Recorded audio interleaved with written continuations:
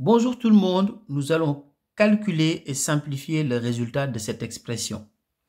Alors, je vous rappelle que la multiplication est prioritaire par rapport à l'addition et la soustraction. Ce qui veut dire que le calcul qu'on doit effectuer en premier, c'est cette partie-là. Alors, donc ici, qu'est-ce qu'on va faire?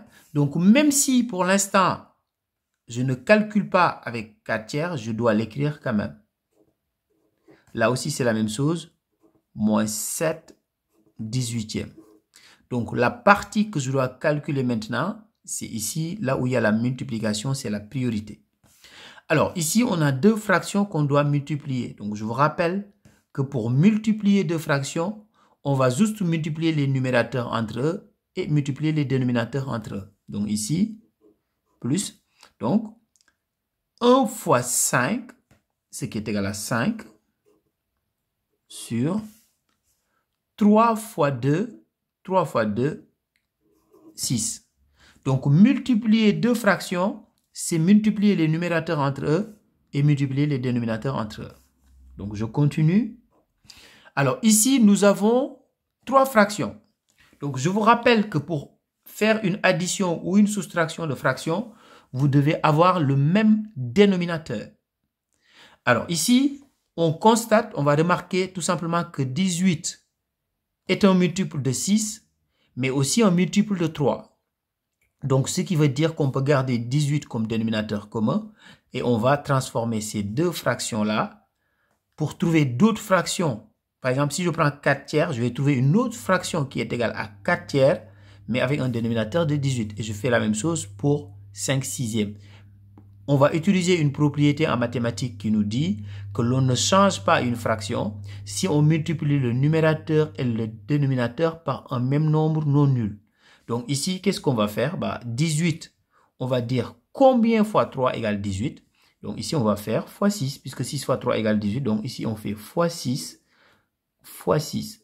Donc on multiplie le nombre non nul au numérateur et au dénominateur.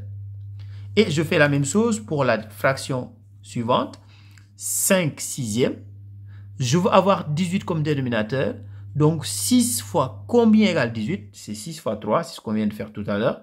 Donc 6 fois 3, donc je multiplie par 3 au dénominateur et je multiplie par 3 aussi au numérateur. Donc, qu'est-ce que je vais obtenir maintenant? 4 fois 6, 24.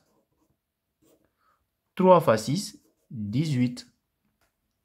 Plus 5 fois 3, 15, sur 6 fois 3, 18, moins 7/18. Donc, vous voyez, cette fraction, elle n'a pas été modifiée puisque son dénominateur est déjà 18. Donc, je vais continuer ici.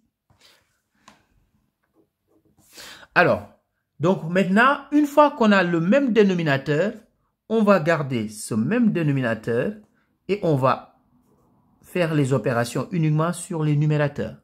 Donc ici, on va faire 24 plus 15 moins 7. Donc, on a gardé le même dénominateur. On fait les calculs.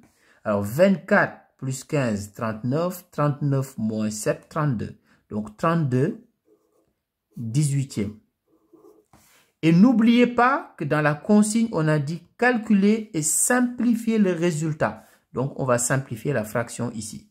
Donc, si on simplifie, on voit que ce sont deux nombres pairs. Donc, ça veut dire qu'on peut diviser par 2. 32, c'est 16 fois 2. Et 18, c'est 9 fois 2. Donc, ici, si je simplifie par 2, je trouve tout simplement 16/9. Donc, voilà mon résultat. Donc, des exercices comme ça, vous en avez beaucoup dans la playlist. Mieux vaut faire plusieurs exercices. Comme ça, vous allez vous familiariser avec cette notion-là. Je vous donne rendez-vous plus tard. Au revoir.